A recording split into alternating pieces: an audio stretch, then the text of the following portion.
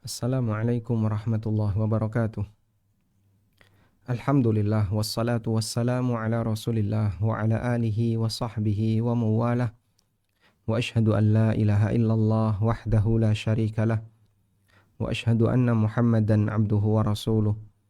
Sallallahu alaihi wa ala alihi wa sahbihi wa man tabi'ahum bi ihsanin ila yaumiddin. Alhamdulillah, puji syukur kita haturkan kehadirat Allah Azza wa Jalla.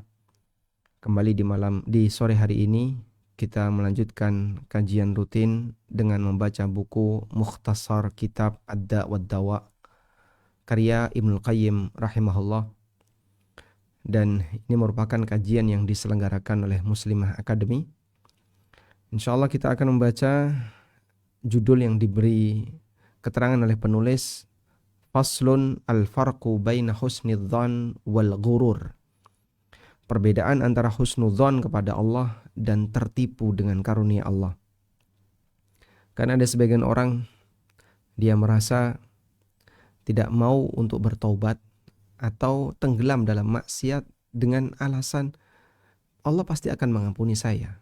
Dan ini sebagai bentuk husnudzon kepada Allah. Sehingga dia tidak meninggalkan aneka maksiat itu dengan alasan husnudzon kepada Allah. Allah juga bakalan mengampuni saya. Allah pasti akan mengampuni saya dan seterusnya. Sekarang kita akan lihat keterangan Ibnu Qayyim rahimahullah. Beliau menyebutkan faslun al-farqu baina husnidzan wal ghurur. Pasal tentang perbedaan antara husnudzan dan ghurur. Al-ghurur artinya tertipu. Karena gharra artinya menipu, dan Allah menyebut setan dengan sebutan al-gharur, wa la yaghurrannakum billahil gharur, dan jangan sampai al-gharur menipu kalian. Al-gharur yang dimaksud adalah setan. Ada sebutan yang Allah nyatakan dalam Al-Quran, wa la yaghurrannakum billahil gharur, dan jangan sampai si gharur menipu kalian. Misalnya di sini ya, di surat Fatir ayat yang kelima. Ya ayuhan nas, inna wa'dallahi haq, fala taghurrannakumul hayatud dunya, wala yaghurrannakum billahil gharur. Wahai manusia, sesungguhnya janji Allah itu benar. Maka jangan sampai kehidupan dunia menipu kalian. Demikian pula, wala yaghurrannakum billahil gharur. Jangan sampai al-gharur, si penipu, yaitu setan, yaghurrannakum, menipu kalian. Inna syaitana lakum aduun, sesungguhnya setan itu adalah musuh bagi kalian. Fattakhidhuhu aduwa, maka jadikan mereka sebagai musuh. Ada gharur, ada ghurur. Kalau ghurur artinya penipuan. Misalnya firman Allah Ta'ala, wa mal hayatud dunya illa mata'ul ghurur, di surat Ali Imran ayat 185. Faman zuhziha 'anil nar wa udkhilal jannata faqad faz wa mal hayatud dunya illa mata'ul ghurur. Siapa yang diselamatkan dari neraka dan dimasukkan ke dalam surga, faqad faz, maka berarti dia orang yang beruntung. Wa mal hayatud dunya illa mata'ul ghurur, dan tidak ada kehidupan dunia selain hanya kenikmatan yang ghurur, yang menipu. Baik, selanjutnya penulis menyebutkan katsirun minal juhal, banyak di antara orang bodoh, i'tamadu ala rahmatillahi wa afwihi wa karamihi, mereka terlalu bersandar kepada rahmat Allah, ampunan Allah, dan kemuliaan Allah, pemurahnya Allah. Wa dayya'u amrahu wa nahyahu, tapi di saat yang sama dia menyepelekan perintah dan larangannya.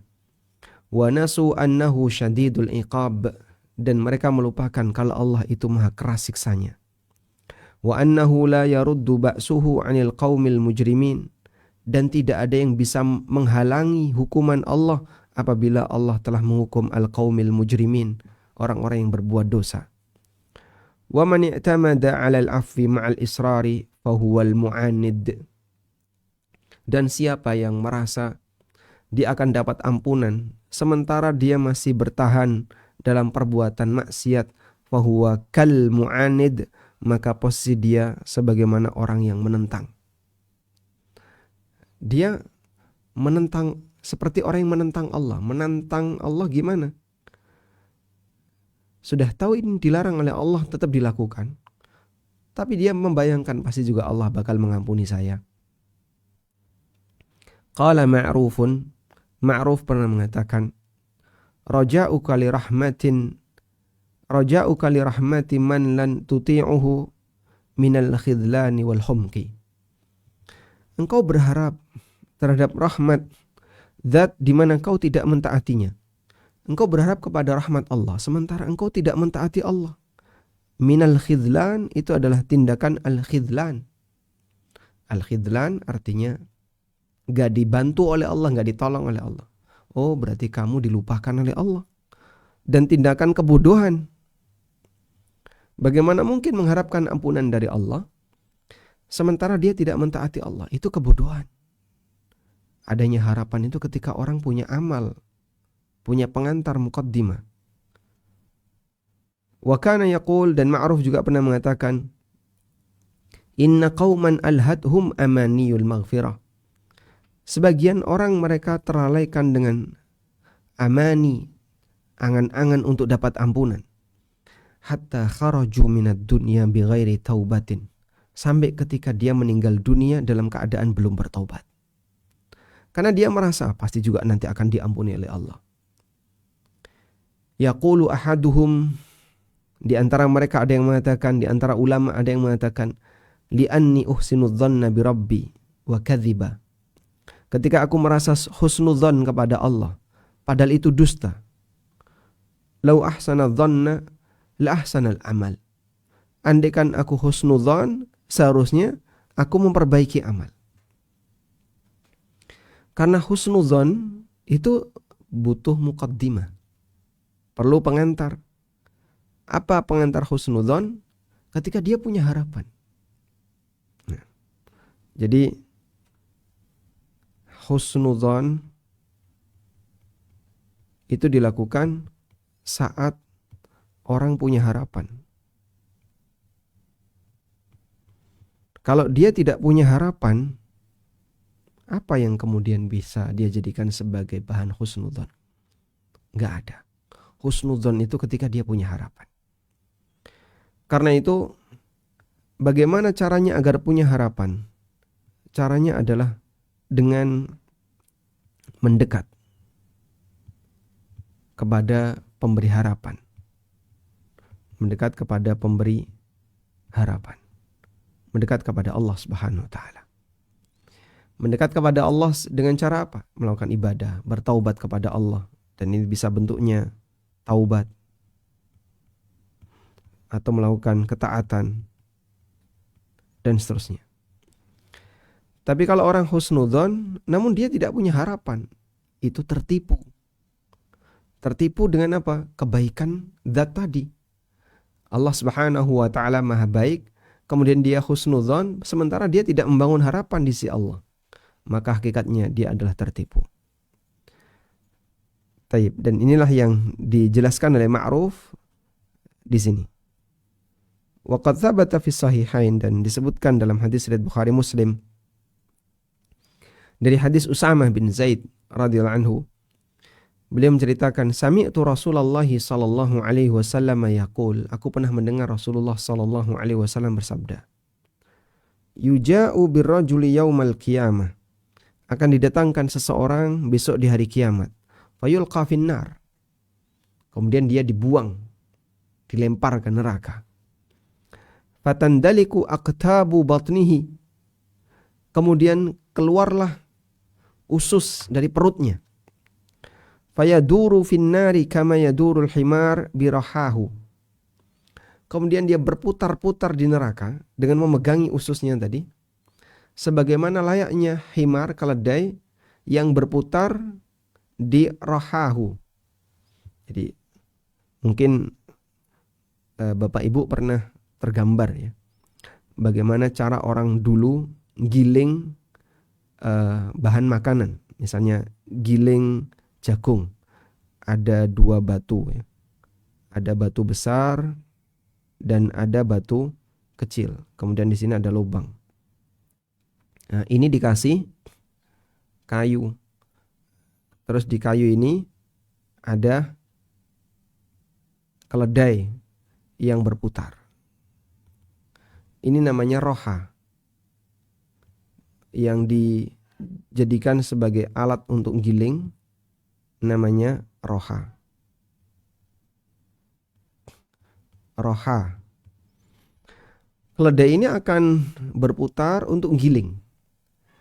Gambaran orang yang diberikan Nabi SAW ini, ususnya keluar, kemudian dia berputar mengelilingi ususnya. Fayatufu bihi ahlun nar. Fayutifu bihi ahlun nar. Kemudian dia dikelilingi oleh penduduk neraka. Banyak penduduk neraka yang kemudian nonton orang ini. Fayaquluna, kemudian para penduduk neraka ini bertanya, ya fulan ma asabaka? Wahai si fulan, wahai si A, kamu kenapa? Alam takun ta'muruna bil ma'rufi wa tanhana 'anil munkar. Bukankah dulu ketika di dunia kamu melakukan amar ma'ruf nahi mungkar? Masya Allah. Ini hadis sasarannya untuk para da'i. Kau dulu di dunia kan berkhutbah. Kau dulu di dunia ngajar. Kau dulu di dunia ngisi kajian. Fayaqul, kemudian orang ini mengatakan, kuntu amurukum bil ma'ruf. Aku dulu memerintahkan kalian untuk melakukan yang ma'ruf. Wala atihi, tapi aku sendiri tidak melakukannya. Wa anhaakum 'anil munkar, dan aku melarang kalian untuk melakukan hal yang mungkar. Wa atihi, dan aku melakukannya.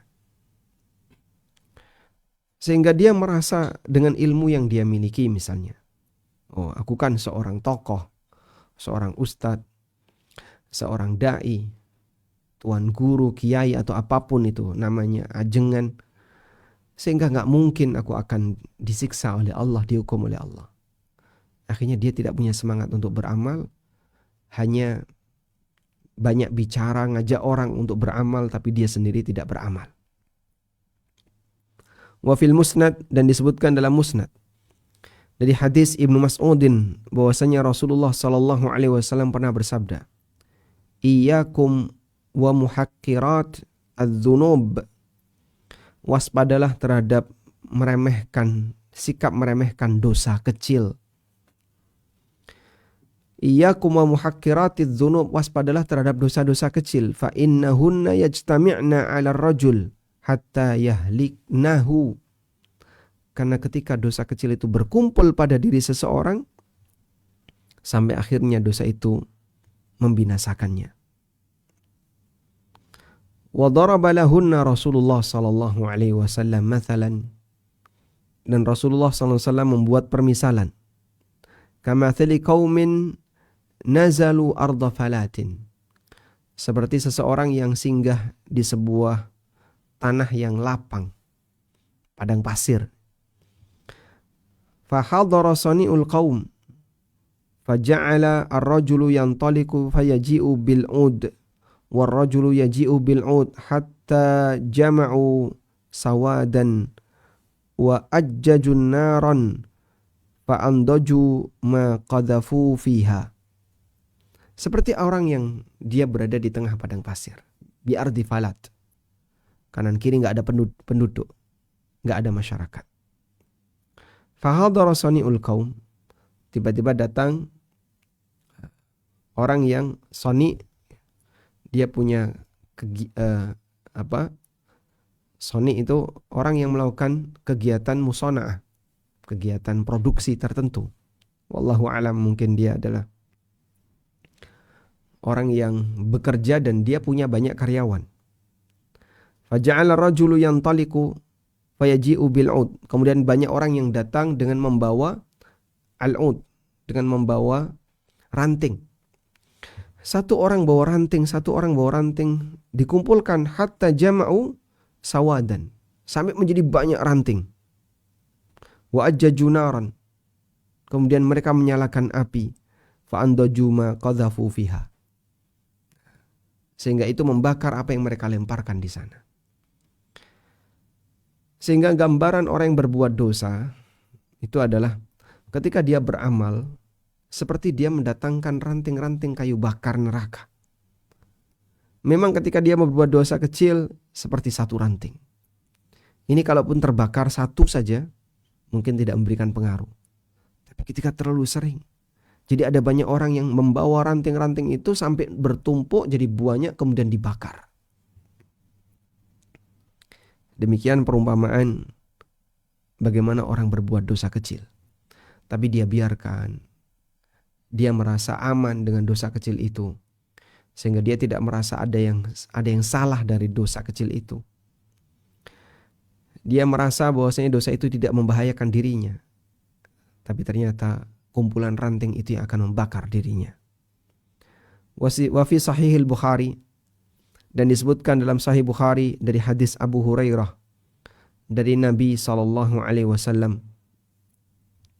man kanat indahu li akhihi madlamatun, apabila kalian punya kezaliman kepada saudaranya, fi malin, baik dalam urusan harta, au irdin, atau dalam urusan kehormatan, falyatihi, hendaknya dia segera datang kepada orang yang dia zalimi. Falyastahillaha, kemudian hendaknya dia minta untuk dihalalkan minhu, dari kezaliman itu, qabla ayyakhudha wa laysa indahu dinarun, sebelum dia dihukum sementara dia tidak punya uang dinar maupun dirham. Karena dia mati, gak mungkin membawa uang. Dan gak berlaku transaksi uang besok di yaumil qiyamah. Fa in kanat lahu hasanatun, jika dia punya amal soleh, ukhidha min hasanatihi, maka diambil dari amal soleh itu, fa'u'tiyaha hadha, kemudian dikasihkan kepada orang-orang yang dia zalimi. Wa illa ukhidha min sayyiati hadha, jika tidak, maka dosa-dosa orang lain akan diambil, faturihat alaihi, kemudian dilemparkan kepadanya, thumma turiha finnar, kemudian dia dilemparkan ke neraka. Waliyadzubillah. Wa rubbama ittakala ba'dul mughtarrina ala ma yara min ni'amillahi alaihi fid dunya. Terkadang sebagian al-mughtarrin, orang-orang yang tertipu, bersandar terhadap nikmat-nikmat Allah yang dia lihat ketika di dunia. Jadi dia merasa hidup saya aman-aman saja, rezeki saya lancar,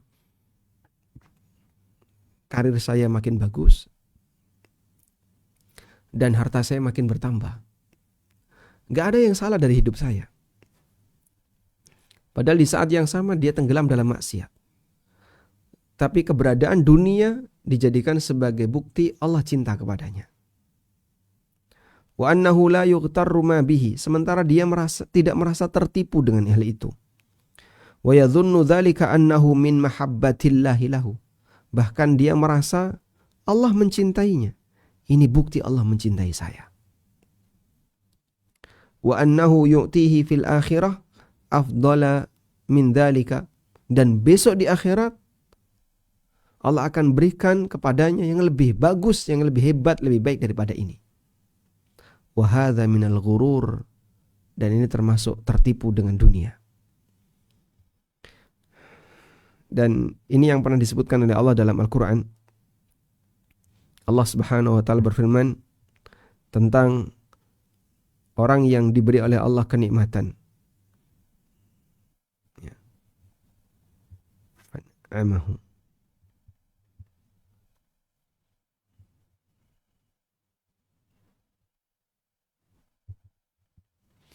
Allah Subhanahu wa ta'ala berfirman, fa ammal insan idza ma batalahu rabbuhu fa akramahu wa na'amah fa yaqulu rabbi akraman. Manusia ketika diuji oleh Allah, fa akramahu wa na'amah, kemudian Allah memuliakan dia dari sisi dunia, wa na'amahu, ngasih kenikmatan kepadanya, fa yaqulu, kemudian dia berkomentar, rabbi akraman, Allah memuliakanku. Wa amma idza ma batalahu, sementara ketika dia diuji oleh Allah, faqaddara alaihi, Faqadara alaihi rizqah, Allah sempitkan rizkinya, Allah buat susah hidupnya. Fayaqulu rabbi ahanan, kemudian dia berkomentar, Allah telah menghinakanku. Kalla, tidak demikian. Bal la tukrimuna al-yatim, tapi mereka tidak memuliakan anak yatim, wala tahadduna ala ta'amil miskin, dan mereka tidak memotivasi dirinya dan orang lain untuk memberi makan bagi orang-orang miskin. Wa ta'kuluna turatha aklan lamma, dan dia makan harta, at-turath, dia makan harta dengan sangat bernafsu. Aklan lamma, dengan cara makan yang sangat bernafsu. Dia menikmati harta sepuas-puasnya. Seperti ini gambaran yang diberikan oleh Allah Subhanahu wa taala kepada orang yang dia merasa bahwasanya dirinya dimuliakan oleh Allah taala dengan pemberian yang Allah berikan kepadanya. Taib. Maka orang yang dalam kondisi demikian, hakikatnya dia tertipu dengan kehidupan dunia. Saya pernah ketemu dengan seseorang yang dia kerja di bank ya. Tapi kemudian dia sudah ngaji. Tapi dia bertahankan, membenarkan pekerjaannya. Dan dia bilang, ini anak saya kuliah di Libya. Yang ini anak saya sudah hafidh. Yang ini kuliah di sini, dia sedang menempuh pendidikan ini, dia menghafalkan Quran dapat sekian juz. Dan saya merasa harta saya berkah. Saya bisa mengantarkan anak-anak saya untuk belajar sampai mereka pada titik seperti ini. Ya. Dan saya tidak memberikan komentar apapun bagi orang ini. Tapi bagi saya, dia menganggap bahwasanya prestasi agama yang dimiliki oleh anaknya itu dijadikan sebagai indikator halalnya hartanya. Apa hubungannya? Mungkin saja ada orang yang dia penghasilannya salah, tapi dia hafidz Quran. Jangankan anaknya, bahkan dia sendiri. Banyak sekali misalnya para orientalis yang dia belajar tentang Islam, tapi dalam rangka untuk merusak Islam. Ini kan aslinya penjahat ya. Serigala berbulu domba, Snockhorgrond, seperti yang kita kenal di Indonesia. Lalu beberapa orientalis yang lain. Bahkan sampai dia menghafal Quran, dia menghafal ini. Tapi tujuannya dalam rangka untuk menyerang kaum muslimin. Maka gak jaminan kalau kemudian orang itu misalnya anaknya hafidho, yang satu misalnya kuliah agama dan seterusnya, berarti seluruh pendapatannya pasti halal. Gak demikian. Di sini ada hukum, di sini ada kondisi. Ketika Anda melanggar hukum pada saat mencari kerja, mencari sumber pendapatan, kita nilai status pendapatan Anda haram. Walaupun bisa jadi anaknya misalnya berprestasi, anaknya hafal Quran, kan ini gak ada hubungannya. Kita tahu pembunuh Ali bin Abi Thalib, Abdurrahman bin Muljim, itu seorang penghafal Quran dan rajin zikir. Maka setelah dia membunuh Ali bin Abi Thalib, sepeser pun gak ada penyesalan pada dirinya. Bahkan dia merasa apa yang dilakukan akan mengantarkan dia ke surga. Karena dia punya keyakinan yang dia bunuh itu orang kafir. Masya Allah. Ali bin Abi Thalib dikafirkan. Sampai ketika Abdurrahman, namanya Abdurrahman bin Muljim, ini dihukum oleh para sahabat. Jadi setelah dia berhasil ditangkap kemudian dihukum. Ketika sahabat itu mau memotong lidahnya, jadi dia dihukum sampai matanya itu dicungkil. Sudah dalam kondisi buta matanya, tapi lisan dia tidak pernah berhenti zikir. Sampai ketika ada yang berinisiatif, potong saja lidahnya. Terus dia minta, tolong jangan potong lidah saya. Biarkan saya berzikir kepada Allah. Tinggal ini satu-satunya modal saya untuk beramal. Masya Allah. Ini bodohnya Abdurrahman bin Muljim sehingga dia merasa setelah membunuh Ali akan masuk surga. Padahal Ali radhiyallahu anhu, kita tahu siapa beliau, radhiyallahu anhu arda. Wa qala ba'du salaf, sebagian ulama salaf mengatakan, idza ra'aitallaha yutabi'u 'alaika ni'amahu wa anta muqimun 'ala ma'asihi fahdharhu. Apabila kau melihat Allah Ta'ala terus menerus memberikan kenikmatan kepadamu, bertubi-tubi ngasih kenikmatan kepadamu, sementara kau bertahan dalam kedurhakaan kepadanya, fahdharhu, maka waspadalah. Fa innama huwa istidrajun, karena itu hakikatnya adalah istidraj minhu, dilulu oleh Allah, diuji oleh Allah, istidraj dari Allah. Yastajrijuka bihi, Allah sedang membiarkan kamu tenggelam dalam maksiat. Wa qala ba'du salaf, sebagian ulama mengatakan, rubba mustadrajin bi ni'amillahi alaihi wa huwa la ya'lam. Betapa banyak orang itu dilepas oleh Allah, diuji, dikasih istidraj oleh Allah dengan aneka kenikmatan yang Allah berikan kepadanya, sementara dia tidak sadar. Wa rubba maghrurin bisitrillahi alaihi wa huwa la ya'lam. Ada banyak orang yang dia berbuat maksiat tapi ditutupi oleh Allah, nggak ada satupun orang yang tahu. Sehingga dia merasa aman karena Allah menutupinya, nggak ada yang tahu.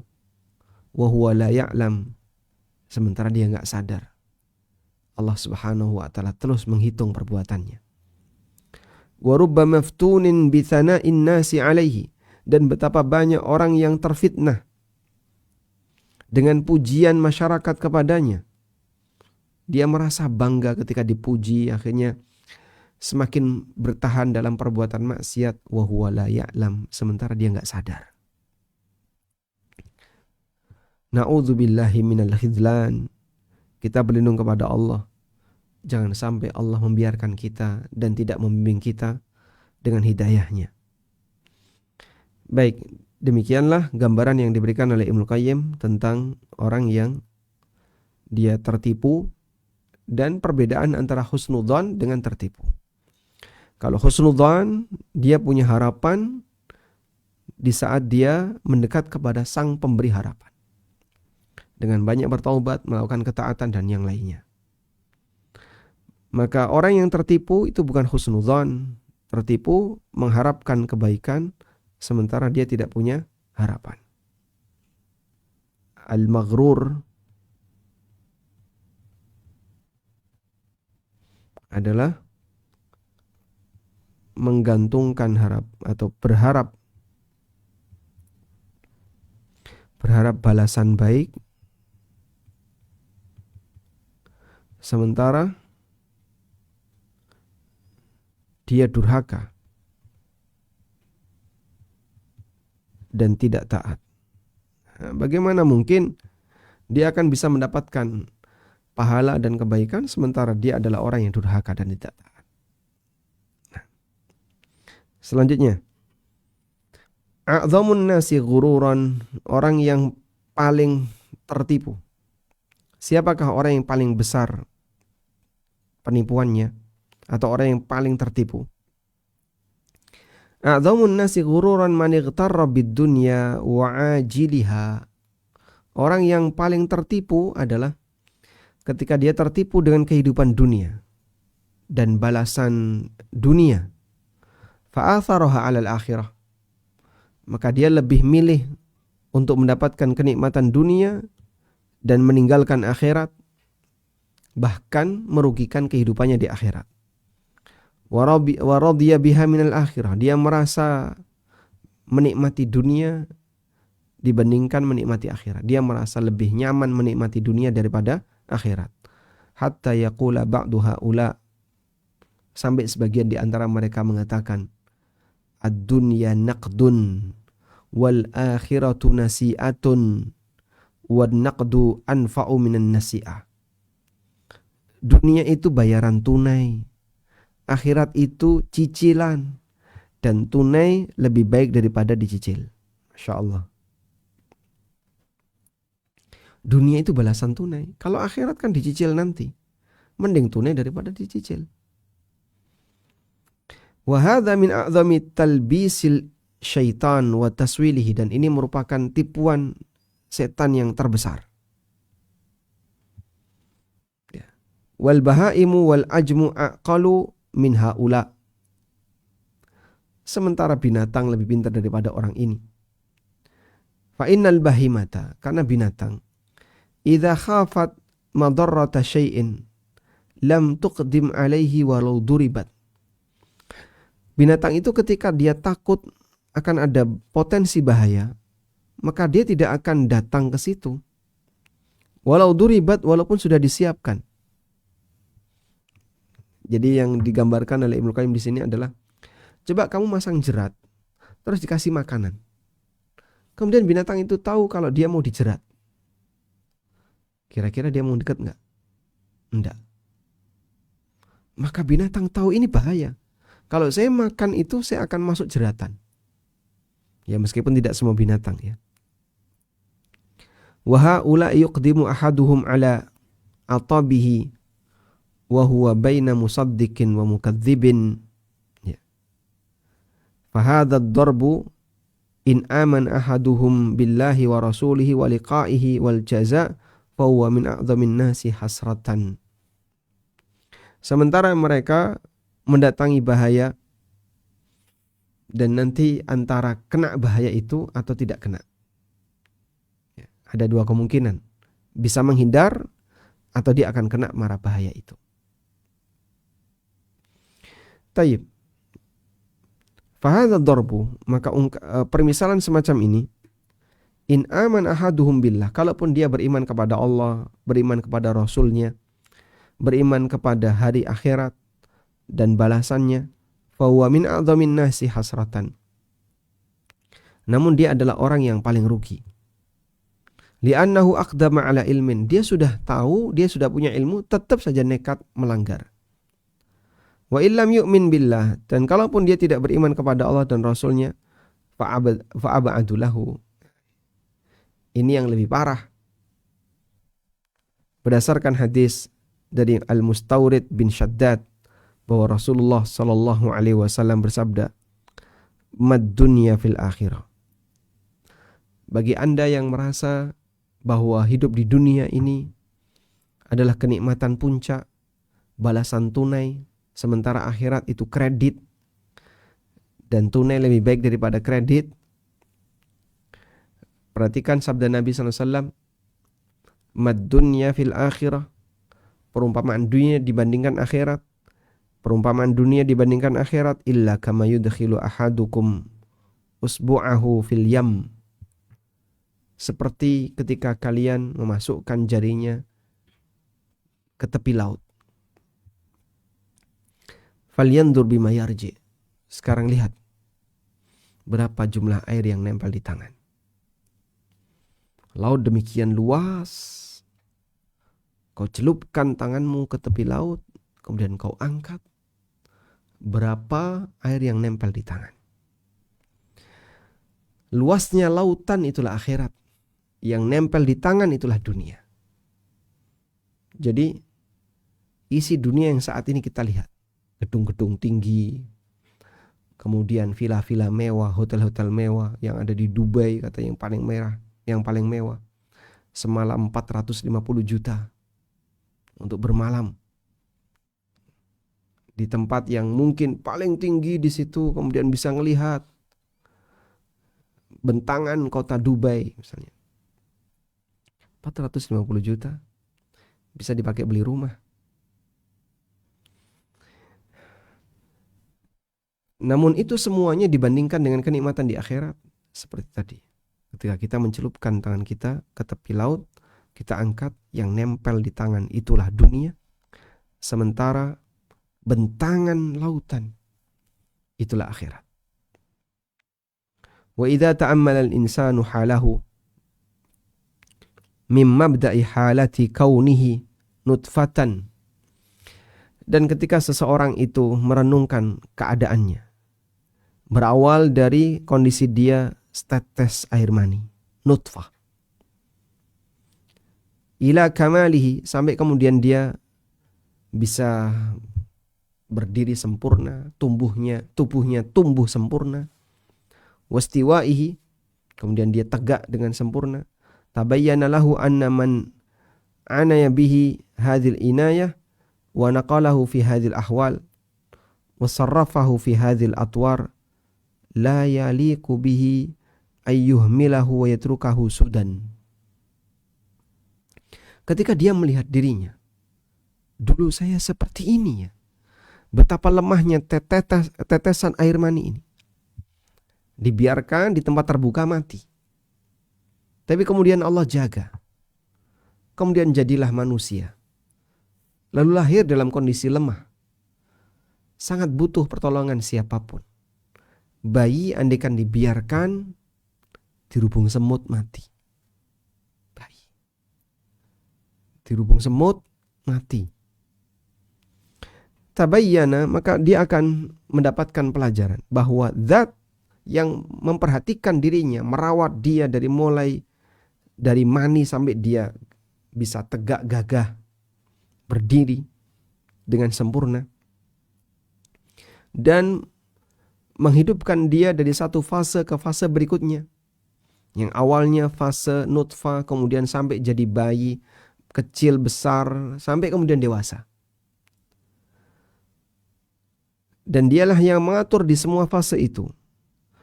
Maka dia akan merasa yakin, Allah yang menciptakan saya sampai seperti ini, tentu saja gak layak untuk membiarkan aku dan kemudian meninggalkan aku begitu saja.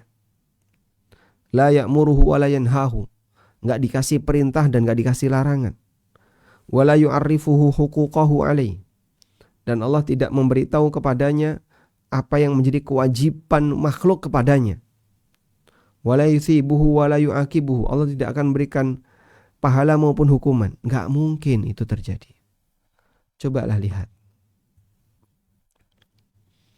Kau ini dulunya lemah, lalu kemudian Allah Subhanahu wa ta'ala jaga dirimu sampai kemudian jadi kuat, dewasa. Mana mungkin terus kau dibiarkan gitu saja. Allah rawat kau sampai jadi seperti ini karena Allah akan berikan perintah dan larangan untukmu. Sehingga siapapun manusia, setinggi apapun jabatannya, sebanyak apapun aset kekayaannya, sehebat apapun kemampuannya, sepintar apapun akalnya, tidak akan pernah bergeser dari statusnya sebagai hamba. In kullu man fis samawati wal ardi illa atir rahmani abda. Tidak ada satupun di langit dan di bumi kecuali akan datang di hadapan Ar-Rahman sebagai abdan, sebagai hamba. Faqad tabayyana al-farqu baina husnidzan, maka telah nampak antara husnudzan wal ghurur dan kondisi tertipu. Bahwa husnudzan in hamala 'ala al-amal wa hatha 'alaihi wa saqa ilaihi fa huwa sahih. Bentuk husnudzan kalau kemudian mengajak orang itu untuk beramal, memotivasi orang untuk melakukan amal dan mengarahkan orang untuk beramal, fa huwa sahihun, itu benar. Wa in da'a ilal batala. Jadi ketika dia husnudzan kepada Allah, saya punya harapan besar di sisi Allah. Saya husnudzan, saya punya berbaik sangka Allah bakal ngasih kebaikan ke saya. Baik, kalau begitu beramallah dengan mendekat kepada Allah. Itulah husnudzan yang sejatinya. Wa in da'a ilal batalati wal inhimak fil ma'asi. Tapi ketika husnudzan justru mengajak dia untuk tenggelam dalam maksiat, fa huwa ghurur, maka itu penipuan. Dia tertipu. Wa husnudzan huwa raja. Husnudzan itu harapan. Husnudzan adalah raja. Husnudzan itu harapan. Faman kana raja'u hadiyan lahu ila ta'ah. Ketika harapannya adalah akan memberikan petunjuk kepadanya kepada ketaatan, ketika harapan itu bisa memberikan petunjuk kepadanya untuk berbuat taat, wa zajiran lahu anil maksiyah, dan menghalangi dia untuk berbuat maksiat, fahuwa raja'un sahih. Itulah harapan yang sahih. Harapan yang kemudian membuat dia semangat untuk melakukan amal dan menghalangi dia untuk berbuat maksiat. Itulah harapan yang sahih. Wa man kanat batalatuhu raja'an wa raja'uhu batalatan wa tafritan fahuwal maghrur. Namun siapa yang kemaksiatannya, perbuatan batilnya dijadikan sebagai harapan, atau harapannya justru akan mengantarkan dia kepada kebatilan wa tafritan, dan bentuk tafrid, meremehkan amal, fahuwal maghrur, maka dia orang yang tertipu. Wasirul mas'alah, rahasianya adalah anna raja'a wa husnadh dhanni innama yakunu ma'al ityani bil asbab. Harapan itu dan husnudzon itu hanya bisa dilakukan dengan melakukan sebab. Allati iqtadatha hikmatullah fi syar'ihi. Yang sejalan dengan hikmah Allah dalam syariatnya. Kalau kau pengen berbuat baik, mendapatkan kebaikan, ya berbuatlah baik. Kalau kau pengen surga, ya beramal. Karena butuh perjuangan untuk mendapatkannya. Demikian pula dalam takdir Allah. Bagian dari hikmah Allah, kalau orang ingin mendapatkan balasan yang baik, dia harus beramal. Fayatil abdu biha wa yuhsinu dhannahu bi rabbih, sehingga seorang hamba melakukannya dan dia husnudzon kepada Rabbnya. Wa yarjuhu alla yakilahu ilaiha, dan dia berharap kepada Allah agar Allah tidak membiarkan dia tanpa bimbingan. Wa ayyaj'alaha mausulatan ila ma yanfa'u, dan dia berharap agar Allah Ta'ala menjadikan hidayah itu mengantarkan kepada apa yang bermanfaat baginya. Wa yadribu amma yu'aridaha wa yabtulu atharaha, dan bisa menghapus apa yang bertentangan dengannya dan menghilangkan dampaknya. Jadi husnudzon yang sejatinya adalah saat dia merasa bahwasanya dengan mendekat kepada Allah Subhanahu wa taala dia akan mendapatkan hidayah dari Allah dan Allah tidak akan membiarkannya. Lalu Allah akan menghilangkan dosa-dosanya dan pengaruh dari perbuatan dosanya. Itulah husnudzon yang sejatinya. Wallahu alam. Ini keterangan yang disampaikan oleh Ibnu Qayyim. Selanjutnya, faslun bainar raja'i wal amani. Pasal antara raja, harapan, dan angan-angan. Ar-raja, harapan. Ada al-amani, angan-angan. Wa mimma yanbaghi ayyu'lam. Di antara yang penting untuk diketahui adalah bahwasanya siapa yang mengharapkan sesuatu, istalzama raja'uhu thalathata umur. Maka konsekuensinya harapan itu akan mengantarkan pada 3 hal. Yang pertama adalah mencintai apa yang diharapkan. Yang kedua, takut kehilangan harapannya. Yang ketiga, sa'yuhu fi tahsilihi bihasabil imkan. Dia akan berusaha untuk mendapatkannya semampu dia. Bihasabil imkan, semampu dia. Orang ketika dia punya harapan, maka dia akan ingin mendapatkan harapan itu, takut kehilangan harapan itu, dan dia akan berusaha untuk mewujudkannya. Wa amma raja'u la yuqarinuhu syai'un min dzalika. Tapi ketika harapan itu tidak diiringi ketiga hal di atas, fahuwa min babil amani, itu hanya angan-angan kosong. Katanya pengen berhasil, tapi kok enggak usaha. Nah, itu namanya angan-angan kosong. Cuman ingin mendapatkan sesuatu, dan kadang dia enggak takut kehilangan. Katanya pengen dapat prestasi. Enggak juga enggak apa-apa. Kalau dapat ya alhamdulillah, kalau enggak juga enggak apa-apa. Itu angan-angan jadinya. Katanya pengen sukses tapi enggak berusaha. Enggak sukses juga enggak apa-apa kok. Itu namanya angan-angan. Keinginan dia sukses kemarin hanyalah sebatas angan-angan. Warraja'u syai'un wal amani syai'un akhar. Maka harapan itu dengan angan-angan berbeda. Fakullu rajin khaif. Orang yang punya harapan itu diliputi dengan rasa takut. Dia takut jangan-jangan apa yang dia inginkan itu hilang. Wasairu 'ala at-tariqi idza khafa asra'a as-sayra makhafatal fawat. Dan ketika seseorang itu menempuh satu jalan diiringi dengan rasa takut, jangan-jangan apa yang dia inginkan itu hilang, asra as-sayr, maka dia akan mempercepat perjalanan. Orang yang menempuh perjalanan, harapan Anda ada di sana, ayo cepat kejar. Kapan ditutup? Tidak tahu, tapi bisa jadi sebentar lagi tutup. Maka dia akan berusaha untuk mengejarnya, karena takut kehilangan. Tapi ketika dia ingin mendapatkan sesuatu, nanti sebentar lagi mau tutup, udahlah nggak apa-apa, tutup juga nggak apa-apa. Nah itu berarti kemarin hanyalah angan-angan saja. Loh tapi katanya kamu pengen. Ya pengen, tapi ya sudahlah, kalau enggak juga nggak apa-apa. Nah itu namanya angan-angan. Keinginan yang hanya jadi angan-angan, terkadang orang tidak merasa takut kehilangan. Wa fi Jami' at-Tirmidzi, disebutkan dalam kitab Jami' at-Tirmidzi. Jami' Tirmidzi ya Sunan Tirmidzi itu. Dari hadis, di sini coba lihat di footnote Tirmidzi nomor sekian ya. 2450.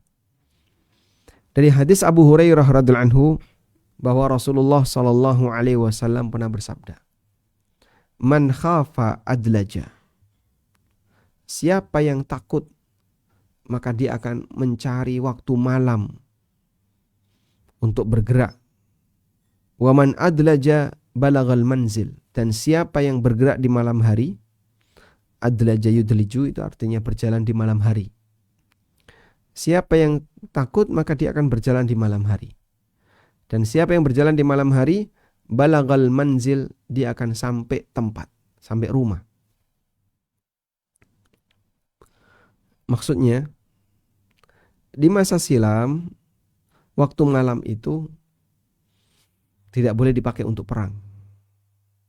Sehingga kalau ada orang melakukan perjalanan, rata-rata mereka menempuh di waktu malam. Sehingga siapa yang takut maka adalah jadi akan menempuh perjalanan di waktu malam. Tidak lebih beresiko dibandingkan siang hari.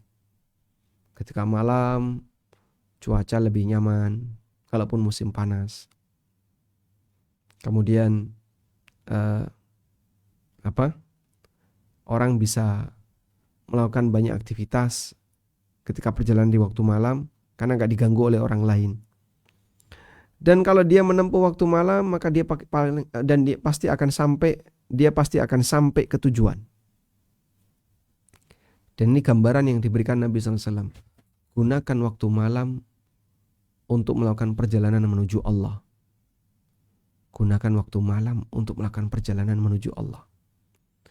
Ala inna sil'atallahi ghaliyatun. Ketahuilah bahasanya dagangan Allah itu mahal. Ala inna sil'atallahil jannah. Ketahuilah bahasanya dagangan Allah adalah surga. Surga itu mahal. Oleh karena itu butuh perjuangan. Gunakan waktu malam sebagian untuk beribadah kepadanya. Wa man ta'ammala ahwal as-sahabah. Dan siapa yang membaca kondisi para sahabat radhiyallahu anhum, wajadahum fi ghayatil amal ma'a ghayatil khauf. Maka mereka akan jumpai para sahabat itu rajin beramal, di saat yang sama mereka penuh dengan ketakutan. Wa nahnu jama'na baina at-taqsir bal at-tafrid wal amni. Sementara kita menggabungkan dua kekurangan. Amal kita kurang, amal kita sedikit, di saat yang sama kita merasa aman. Sudah sedikit beramal ditambah merasa aman. Sahabat itu banyak beramal, di saat yang sama ketakutan, amalnya hilang, tidak merasa aman.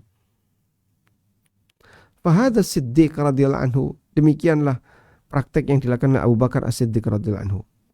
Yaqulu, beliau mengatakan, waditu anni sya'ratun fi jamdi abdin mu'min. Aku berharap andaikan aku adalah sehelai bulu yang ada di badan seorang budak mukmin, aman. Budak mukmin yang nggak bisa berbuat maksiat misalnya karena keterbatasan dirinya, tapi dia mukmin. Atau seorang hamba mukmin yang dia berbuat taat kepada Allah, maka aku jadi bulunya dia itu lebih aman bagiku. Wa dzukira anhu annahu kana yamsiku bilisanihi. Dan diriwayatkan bahwasanya Abu Bakar pernah menyentuh lisannya, dia menyentuh lidahnya. Wa yaqulu, lalu Abu Bakar mengatakan, hadzal ladzi awradanil mawarid. Inilah nanti yang akan menjerumuskanku ke dalam neraka. Wa hadza Umar. Lihatlah Umar. Qara'a surat At-Tur. Beliau membaca surat At-Tur hatta idza balagha, sampai ketika tiba pada ayat inna adzaba rabbika lawaqi. Sesungguhnya azab Rabbmu pasti akan terjadi. Manusia setuju nggak setuju, Allah nggak butuh. Ketika seorang dihukum oleh Allah, nggak ada satupun yang bisa menahan. Baka washtadda baka'uhu. Umar pun menangis, dan menangis makin kuat hatta marida wa aduhu, sampai beliau sakit dan dijenguk banyak orang. Masya Allah. Nangis sampai sakit. Orang itu kalau ketakutan demam. Puncak ketakutan itu sampai demam. Sehingga Rasulullah SAW, beliau saat ketakutan pertama kali menerima wahyu dari Jibril di Gua Hira, kemudian beliau turun lalu pulang, beliau mengatakan zammiluni, selimutilah aku. Kenapa beliau minta seperti itu? Karena beliau demam. Demam kenapa, Pak? Disebabkan ketakutan. Orang kalau ketakutan bisa sampai demam. Wa kana yamurru bil ayati fi wirdihi bil laili fatakhifuhu wa yabqa fil baiti ayyaman yu'adu yahsabunahu maridan. Dan satu ketika beliau melewati satu ayat fi wirdihi bil lail, dalam wirid beliau di satu malam, fatukhifuhu, dan itu pun membuat beliau takut. Akhirnya beliau bertahan di dalam rumah beberapa hari, dikunjungi oleh banyak orang. Yahsabunahu maridun, mereka menyangka Umar sedang sakit. Wallahu a'lam apakah riwayat ini benar atau tidak. Ya.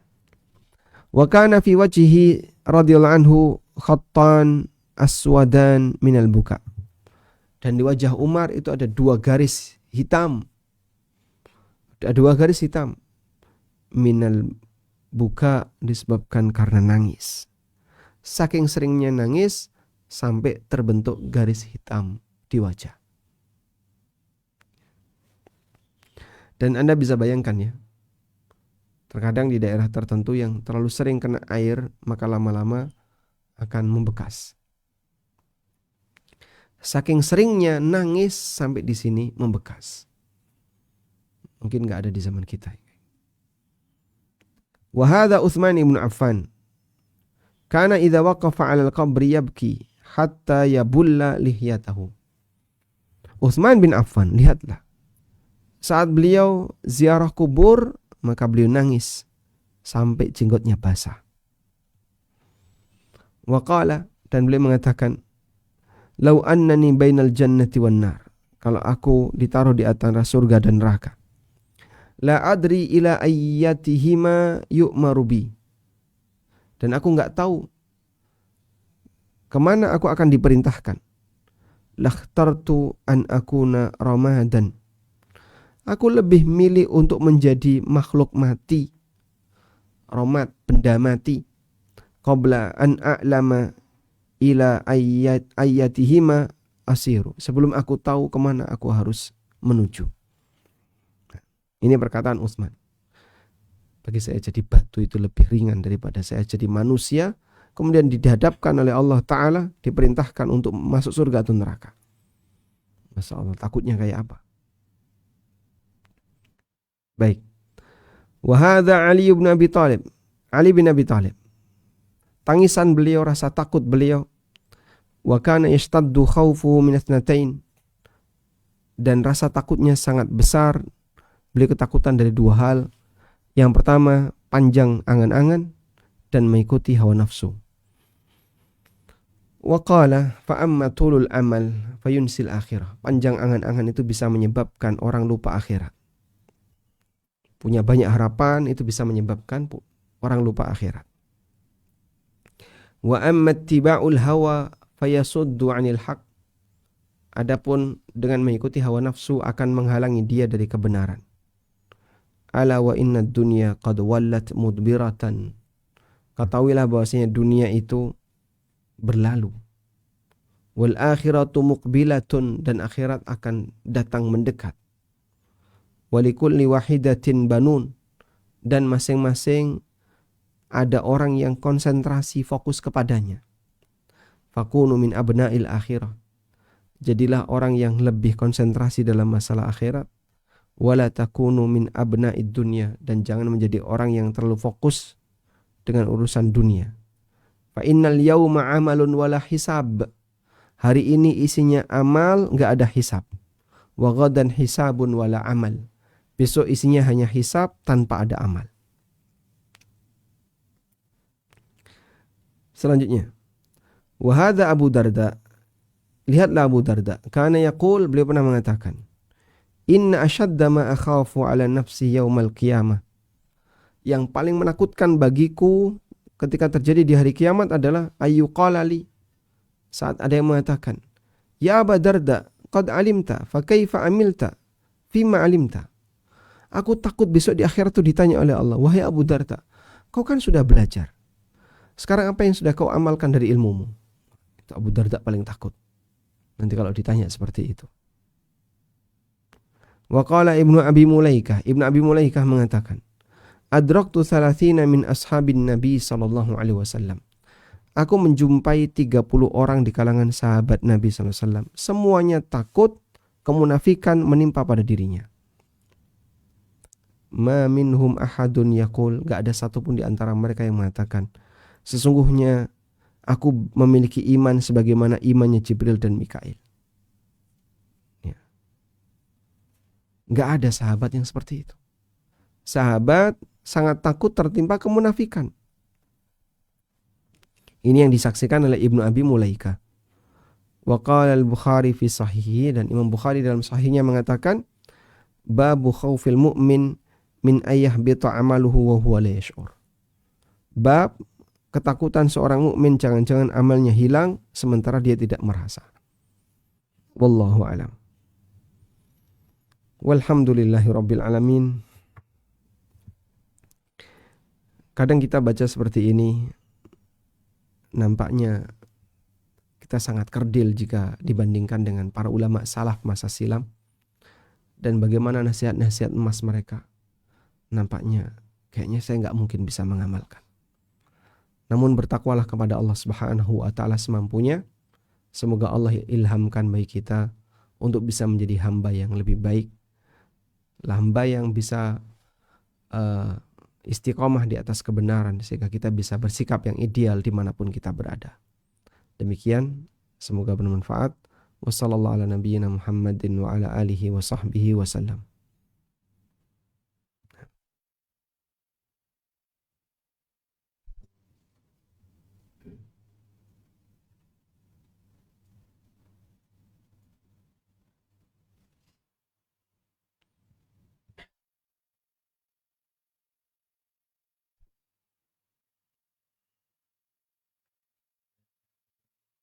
Tidak ada.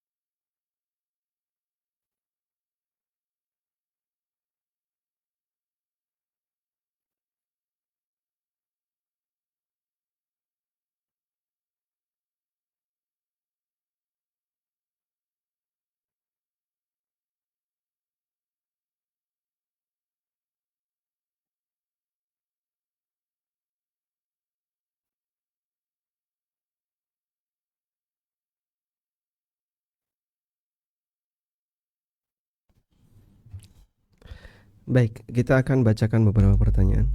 Silakan. Ada beberapa pertanyaan, Ustaz. Pertama, bagaimana jika seorang yang tidak mengerjakan puasa wajib pada waktu dahulunya karena keterbatasan ilmu? Apa yang mesti dilakukan, Ustaz?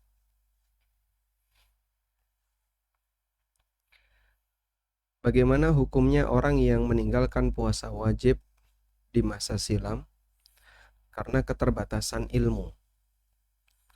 Pertama, keterbatasan ilmu yang dimaksud di sini ada dua keadaan. Yang pertama adalah keterbatasan ilmu dalam arti terbatas rasa takutnya dia kepada Allah. Saya belum ngaji sunnah, saya belum tahu tentang eh, apa tentang dampak buruknya. Tapi dia tahu puasa itu wajib. Dia ngerti puasa Ramadan itu wajib. Maka dia tetap wajib untuk menjalankan puasa itu dengan qadha. Sehingga dulu berapa tahun dia nggak puasa? Banyak, Pak. Tahu nggak kalau itu wajib? Iya, tahu. Tapi saya dulu masih punya keterbatasan ilmu, belum ngaji. Ya meskipun kau dulu belum ngaji, kau dulu belum belajar. Sepanjang kau tahu kalau ini wajib, maka wajib untuk kau kerjakan. Sehingga kalau dulu tidak mengerjakan, ya, berikutnya kau harus mengqadhanya. Ini yang pertama. Yang kedua, keterbatasan ilmu dalam arti dia merasa puasa dan enggak puasa itu boleh-boleh saja.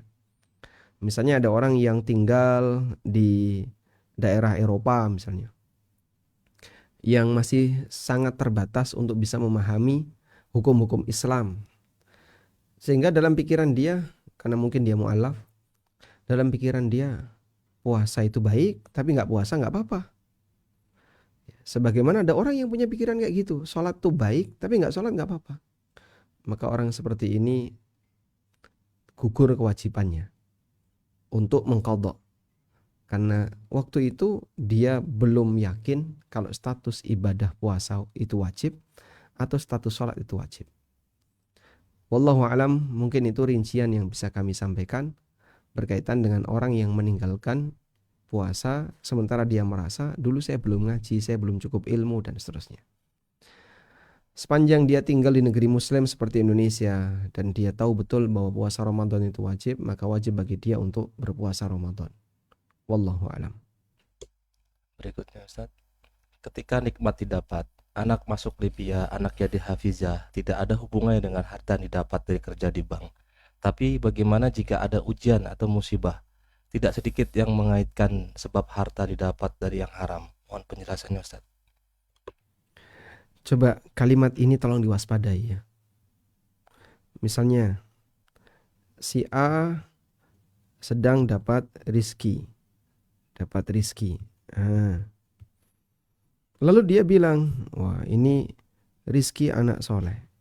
Dia bilang, ini rizki anak soleh. Kalimat ini sebenarnya apa? Dia merasa dirinya anak soleh. Satu. Yang kedua, dia merasa dia dapat rizki itu sebab kesolehannya. Dia memuji dirinya sebagai orang soleh. Yang tahu soleh dan tidak itu siapa? Kamu ngerti betul kalau kamu soleh. Yang kedua, dia merasa sebab dapat rizki adalah kesolehannya. Dan dua-duanya ini salah ya. Dua-duanya ini salah. Pertama, memuji dirinya sebagai orang soleh. Ya keliru kayak gini. Yang kedua, dia merasa sebab dapat rizki adalah kesolehannya. Dari mana kau bisa merasa seperti itu?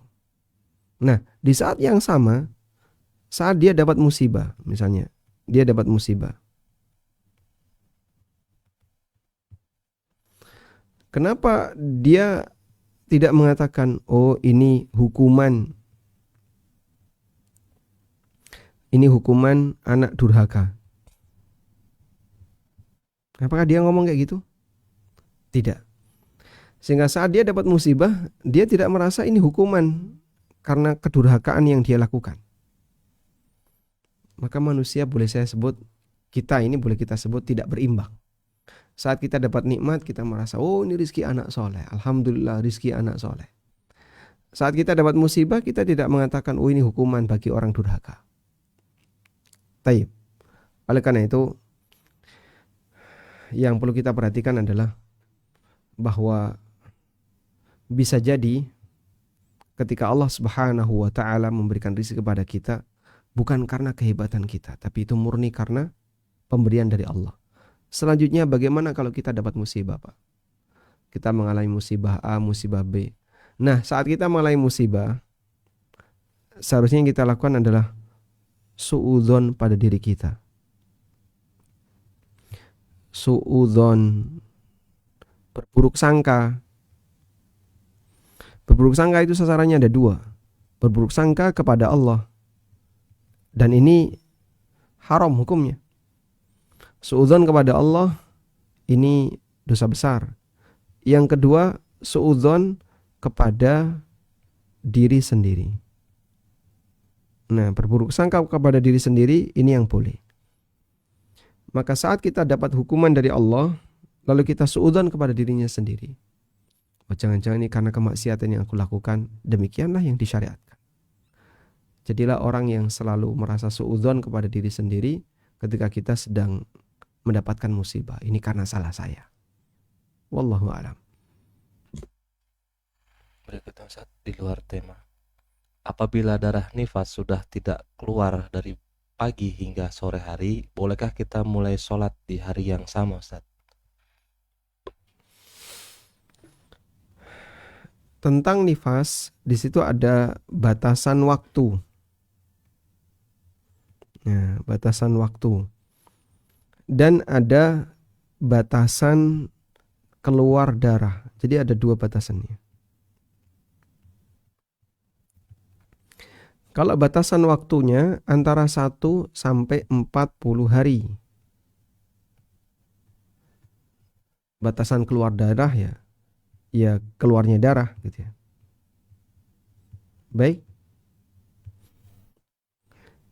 Terus gimana, Pak? Jika dalam 1 sampai 40 hari, sampai hari yang ke-40, ini keluar darah. Di sini keluar darah, maka statusnya nifas.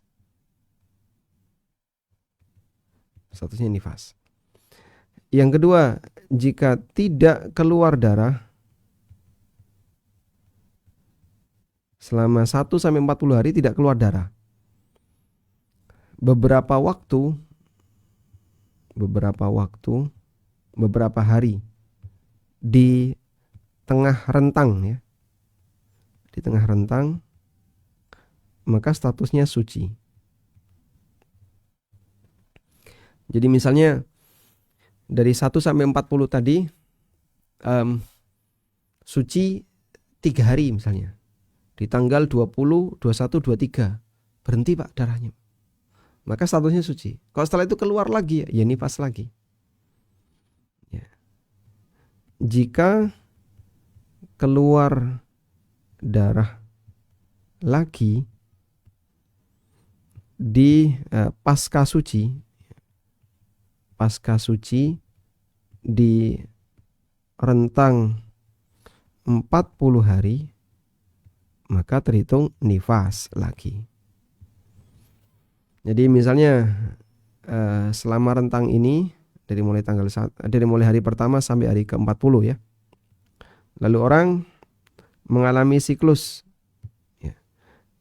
Ini siklusnya merah. Di sini merah. Masya Allah kegedeannya.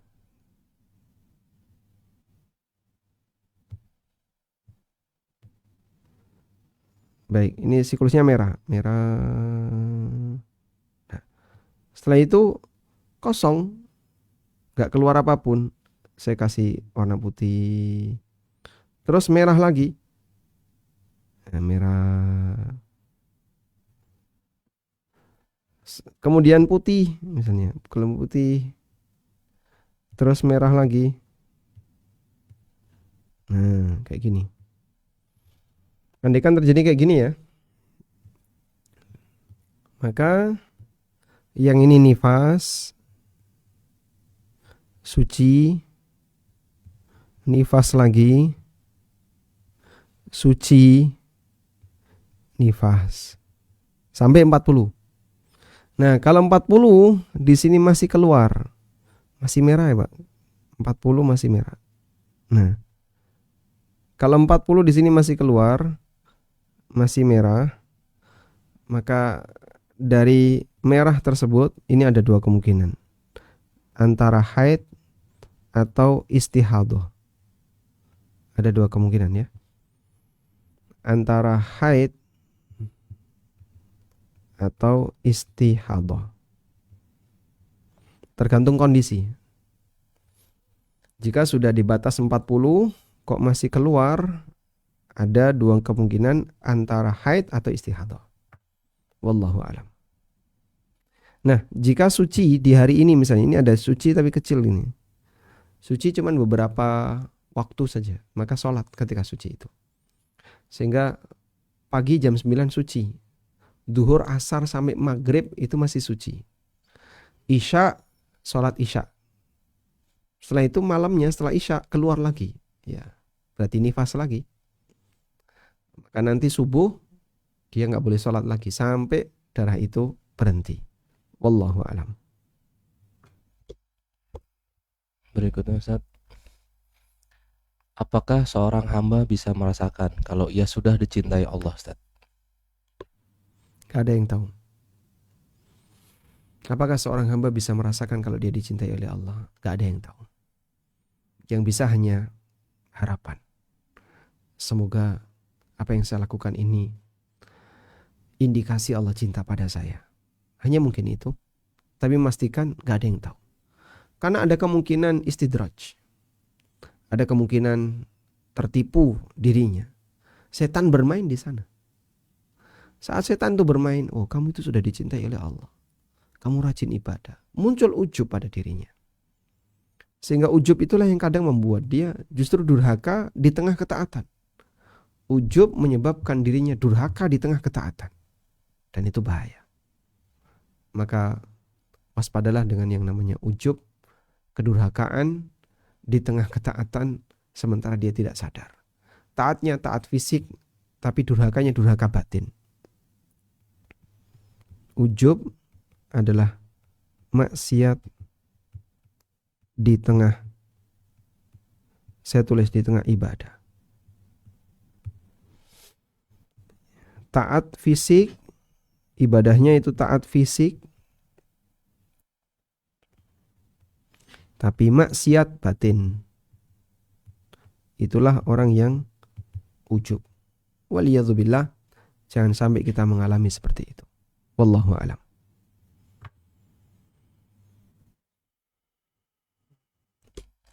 Berikutnya Ustaz, di luar tema Ustaz. Jika istri tidak bekerja dan dia hanya punya harta dari warisan orang tuanya. Dari harta itu istri punya hajat yang belum ditunaikan. Saat ini istri dan suami sedang dalam proses melunasi sisa cicilan haji. Yang Anda tanyakan, dari harta istri, mana yang harus didahulukan, membadalkan haji orang tua atau membantu suami melunasi cicilan haji? Jazakallah. Nah,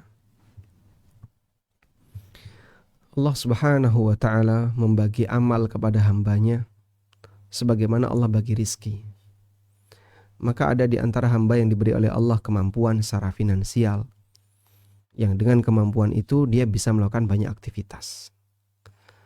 Maka dia punya peluang untuk beramal terhadap dirinya sendiri dengan adanya kemampuan harta itu. Terus bagaimana dengan orang tuanya? Yaitu orang tua adalah amal orang tua, tanggung jawab orang tua. Masing-masing bertanggung jawab terhadap amalnya. Masing-masing bertanggung jawab terhadap amalnya. Baik, dengan demikian maka Anda bisa menjadi, atau dengan harta warisan tadi Anda bisa menggunakannya untuk haji. Baik haji sendiri maupun haji bersama suami. Bagaimana dengan orang tua? Ya sudah, orang tua belum berhaji sampai meninggal, ya sudah selesai. Masing-masing beramal dengan amalnya sendiri-sendiri, sesuai dengan kemampuan yang Allah berikan kepadanya. Tapi Pak, ini kan harta peninggalan orang tua. Iya, tapi dulu orang tua Anda tidak menggunakan itu untuk beramal. Maka sekarang jadi hak milik anak. Dan silahkan anak gunakan itu untuk beramal. Namun kalaupun misalnya mau dijadikan sebagai badal haji, silahkan. Dan biaya badal itu tidak semahal haji. Biaya badal itu tidak semahal haji. Anda bisa gunakan untuk badal haji. Mungkin sebagai solusi, misalnya Anda serahkan kepada mutawif yang sudah beberapa kali haji, mau nggak membadalkan haji atas nama bapak saya atau atas nama ibu saya. Biasanya biayanya sekitar normal ya, mungkin 15-an juta, 20 juta.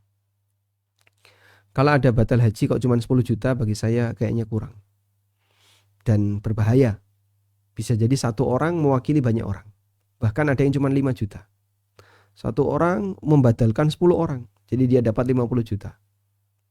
Ya makanya murah. Tapi batal semua. Nggak diakui semua. Apalagi mohon maaf ya, kadang ada beberapa TKI yang melakukan seperti ini. Ayo tak badalkan. Nanti betul terbit sertifikat dari travel. Ya, tapi namanya sertifikat buat apa?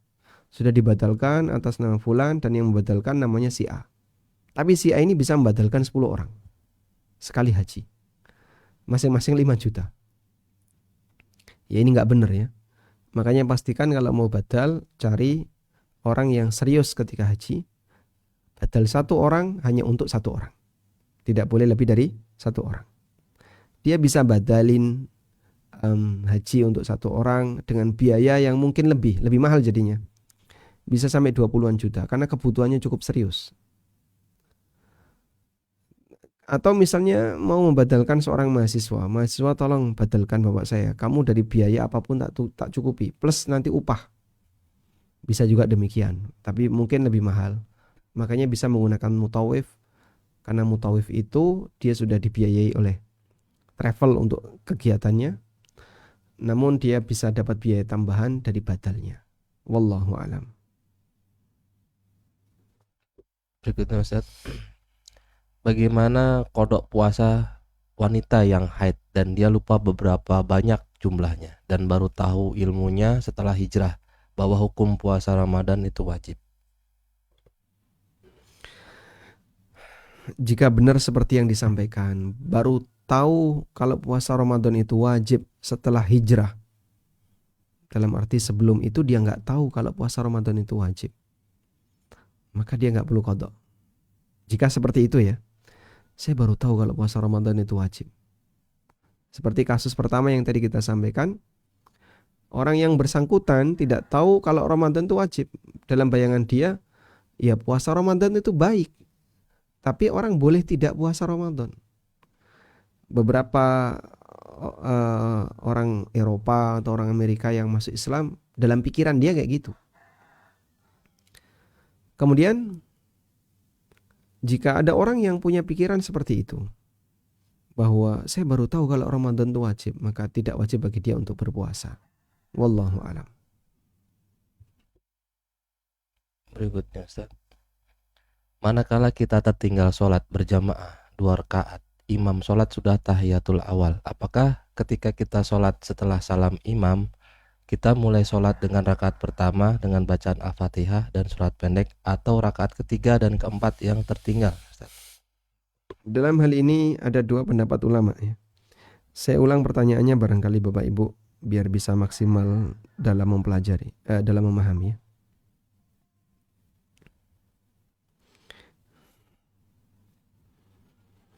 Ya, jadi ini anggaplah sholatnya imam.